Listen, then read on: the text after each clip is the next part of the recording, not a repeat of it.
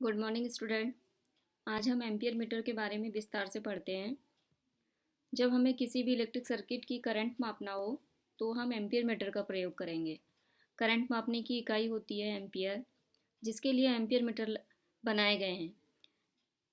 ये ampere meter moving iron और moving coil दोनों प्रकार के होते हैं। Moving iron type ampere meter दोनों ही टाइप में लगा सकते हैं आप, जहाँ एसी डीसी दोनों हो।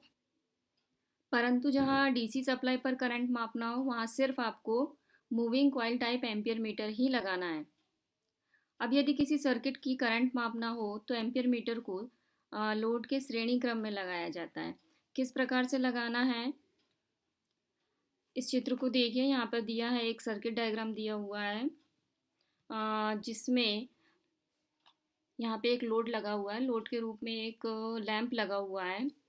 यहाँ पे एम्पियर मीटर दर्शाया है। यहाँ वन वे स्विच लगी हुई है, यहाँ से इसको सप्लाई दी गई है फेस न्यूट्रल। जैसे ही करंट का फ्लो होता है, स्विच को ऑन करेंगे तो ये एम्पियर मीटर से होते हुए, लैम्प से होते हुए न्यूट्रल तक जाता है। तो इस प्रकार से इसका करंट बहता है। आप इस लोड की जगह पर, लैंप के स्थान पर आप दूसरा लोड भी लगा सकते हैं, जैसे कि प्रेस, मोटर, फैन। आपको जिसकी भी करंट मापना हो, जिसकी भी करंट ज्ञात करना हो, आप वो उपकरण यहाँ पर लगा सकते हैं। ये एम्पियर मीटर, यहाँ पर जो लोड लगा हुआ है उसकी करंट दर्शाएगा कि इसमें, इस लोड में कितनी करंट बह रही है।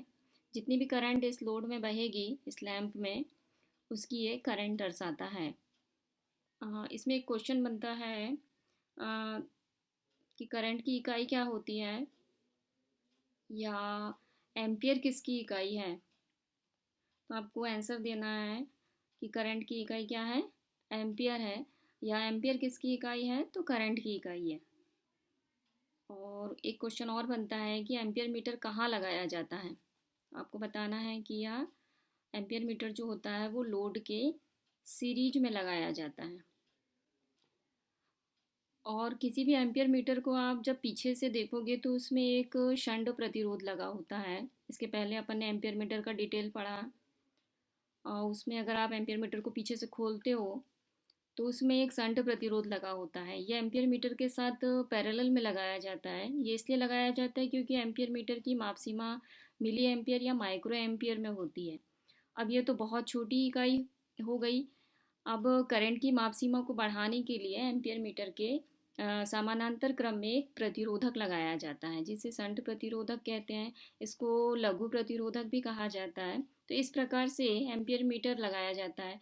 करंट को आई से प्रदर्शित करना है आपको। यहाँ लिखा हुआ है, करंट की इकाई एम्पियर होती है, जिसे ए से प्रदर्शित किया जाता है। करंट को आई से प्रदर्शित करना है। ये कुछ इंपॉर्टेंट चीज़ें लिखी हुई है, इसे आपको पढ़ना है। अगली वाली क्लास में हम वोल्ट मीटर के बारे में विस्तार से पढ़ेंगे। तो इस प्रकार से आपको किसी भी सर्किट में एम्पियर मीटर को लगाना है। एम्पियर मीटर को आपको सीरीज में लगाना है, लोड के सीरीज में।